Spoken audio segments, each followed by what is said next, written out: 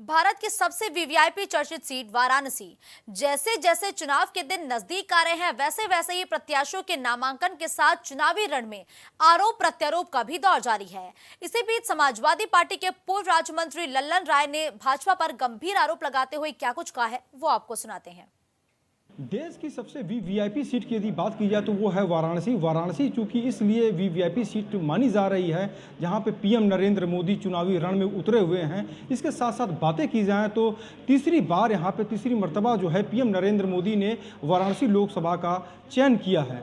बताते चलें कि बीजेपी के इस प्रचंड बहुमत को रोकने के लिए जहां इंडिया गठबंधन ने जिस तरीके से अपने पूरे प्रयास जारी किए हैं और यहां पे अजय राय चुनावी रण में उतरे हुए हैं, और इसी के साथ साथ बात किया जाए तो समाजवादी पार्टी ने भी एकदम ईमानदारी के साथ साथ जो है यहाँ पे प्रचार प्रसार शुरू किया हुआ। और इसके साथ साथ आज हमारे साथ मौजूद हैं समाजवादी पार्टी के वरिष्ठ नेता हैं लल्लन राय जी, जो कि पूर्व राज्य मंत्री भी रहे यहाँ पे। लल्लन जी, किस तरीके से रोकने की तैयारी है यहाँ पे? यही नहीं, पूरे देश में रोकने की तैयारी है। जुमलेबाज लोग, और ये मान के चले कि अब बीजेपी नहीं लड़ रही, ना तो इंडिया गठबंधन लड़ रहा है, ना कोई समाजवादी पार्टी लड़ रही है। अब इस देश की और उत्तर प्रदेश की और बनारस की जनता लड़ रही है।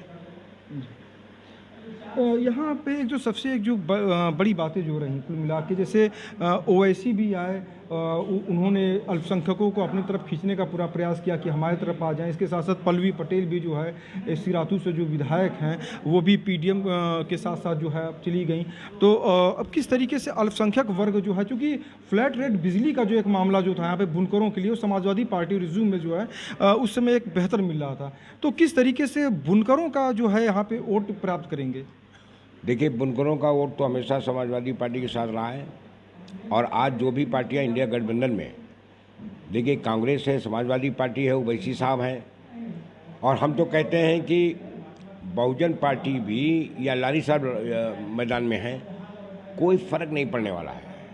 आज देश का माइनॉरिटी ये मान गया है कि अगर हमारी लड़ाई प्रदेश और देश में कोई लड़ने वाला है या सुरक्षा देने वाला है तो वो है समाजवादी पार्टी, और देश की राष्ट्रीय पार्टी कांग्रेस पार्टी है। अब चाहे मुस्लिम कैंडिडेट लड़ जाए, अभी मैं बदायूं गया था, बसपा ने वहाँ भी मुस्लिम कैंडिडेट लड़ाया है। एक एक गांव में, बिसौली विधानसभा में मैंने एक एक गांव मुसलमानों में गया, उन्होंने कहा कोई फर्क नहीं पड़ता। अब देश का मुसलमान हो या बैकवर्ड हो, पिछड़ा वर्ग हो, चाहे दलित हो, ये और जितने सवर्ण लोग हैं, अब पूरी देश की जनता ये समझ चुकी है कि ये केवल जुमलेबाजों की ये सरकार है, डबल इंजन की सरकार है।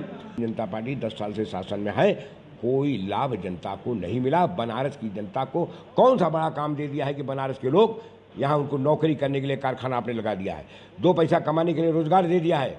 आपने अमूल का जो है कारखाना लगा दिया है, लेकिन गुजरात के लोग आकर के अमूल की फैक्ट्री चला रहे हैं। बनारस में आकर के गुजरात से आप जो है यहाँ सांसद बनेंगे, प्रधानमंत्री बनेंगे, और यहाँ की जनता बेवकूफ़ है। यहाँ की जनता पढ़ी लिखी है, बुद्धिजीवी है, और एक काशी की नगरी बम बम की नगरी है।